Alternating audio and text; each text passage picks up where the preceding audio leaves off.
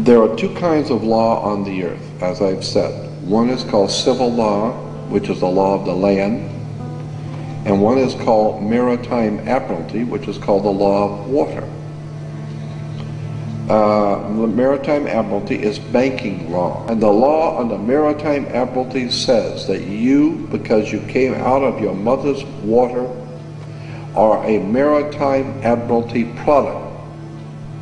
This is why the ship is sitting in its berth and is tied to the dock, and the captain has to give a certificate of manifest to the port authorities, because money is changing hands.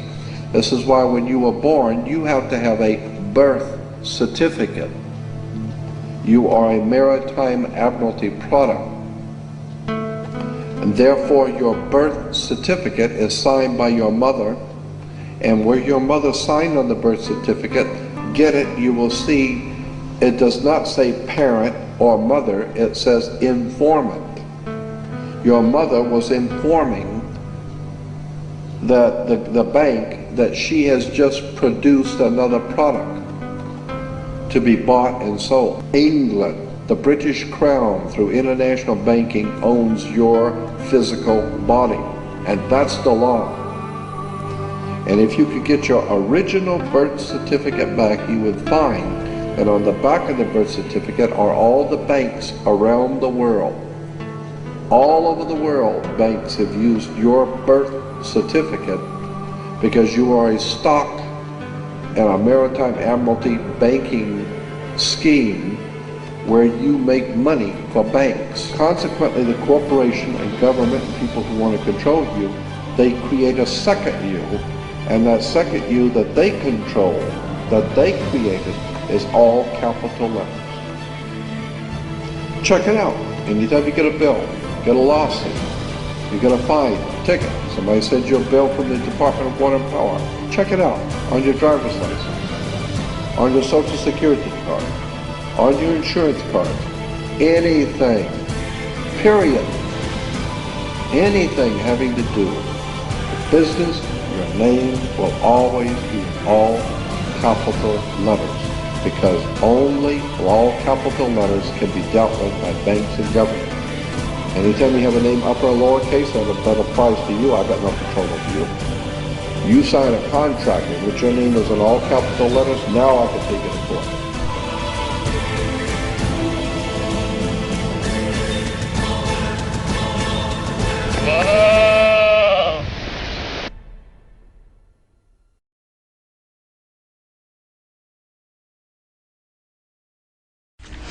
Who owns the rain? Turns out, not you. You're actually breaking the law if you try to capture rain falling onto your roof and pour it on your flower bed. A prominent Utah car dealer found that out when he tried to do something good for the environment. John Hollenhorst has the surprising story. Rebecca Nelson captures rainwater in a barrel and she pours it on her plants. We can fill up a barrel in one rainstorm, so it seems a waste to let it just fall into the gravel. Car dealer Mark Miller wanted to do pretty much the same thing on a bigger scale. He collects rainwater on the roof of his new building, stores it in a cistern, and hopes to clean cars with it in a new water-efficient car wash. But without a valid water right, state officials say he can't legally divert rainwater. I was surprised. We thought it was our water. We all know that there's some crazy stuff happening out there, eh? I mean, we've got government agents coming up to us, telling us that we're all equal. They make demands upon us that we know we could never make upon them. Where's the equality? On the screen, there's a little baby. That's Elizabeth Annie Lane. She's a little baby, came into my life about 4.5 years ago. 2 days after the birth of Elizabeth, ministry workers came in, removed her. No investigation, no assessment. Claimed she only had one caregiver. We said, you're wrong, we're a family, we're going to meet you in court. They told us if we tried doing that, they'd see to it she spent the first 5 years of her life going from foster home to foster home to foster home. Shut me up in court, cost me my baby. Folks, anyone who knows me, shutting me up even for a moment is a bit of a trick.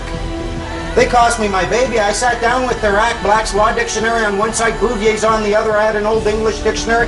I looked up every single word in there. Took me 3 days and I finally saw it. Have you ever seen these laser pictures? You see nothing until you focus past it, and then a 3D picture pops into your head. Have you seen those? This is exactly what I saw when I did my statute deconstruction.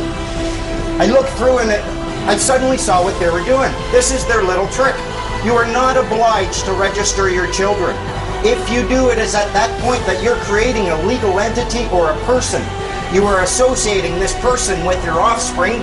You are abandoning ownership or title to that person, and the government is seizing that under the laws of maritime salvage. It becomes their chattel property. They use it as collateral to float loans or to float bonds for loans. When they come to remove a child, they're not acting on the human being at all. They're removing the legal entity you created and abandoned and they now have title to. That's your person. That is what the government acts upon. A human being and a person are not the same thing. We've been led to believe that they are, but they're not.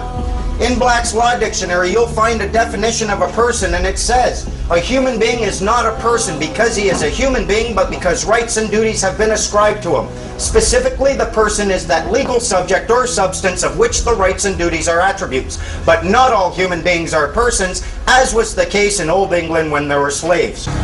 Right now, the officer's going to take a look at my affidavit of truth. I've stated that I'm not driving, I'm traveling.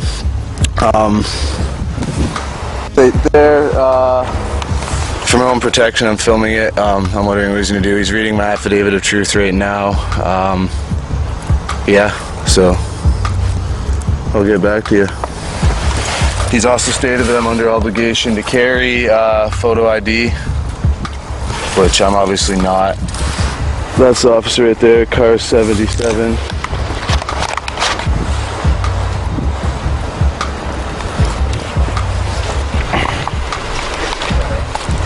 So hopefully, yeah.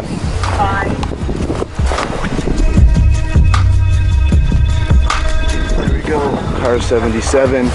Officer did not state who he was. There's my dad.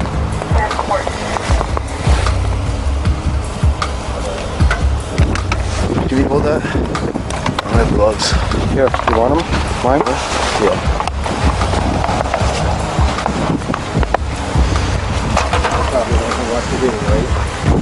There's another police officer showing up. I've already informed the officers of my rights, this and that.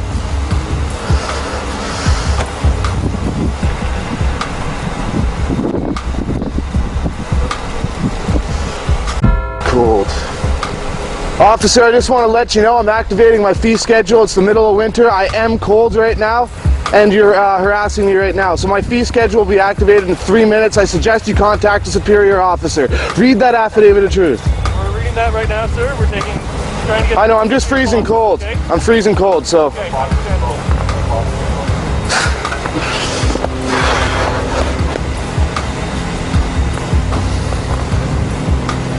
So, summed up, I've been pulled over.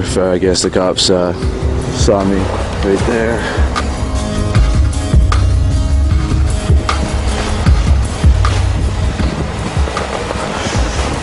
I'm cold.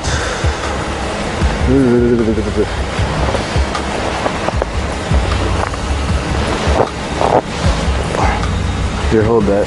I'm not trying to be a dick. I'm trying to inform you. You're giving us a lot of stuff to review. I don't care enough to build a guy. He has no idea what's going on. Well, look at that. Like the one, at least they didn't have a handcuffed you. I know. That one guy was either.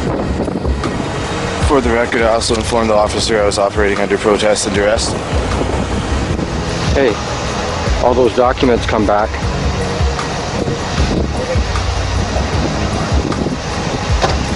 Hey, perfect. Here you go, Joshua. So, you don't have a driver's license, correct? No.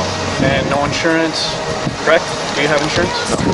I'm working on that right now, doing it through, it's not a registered motor vehicle, right? So it's not under you guys' jurisdiction. I'm not trying to cause trouble with nothing, but I am getting insurance on it, but it's through my society that I'm part of.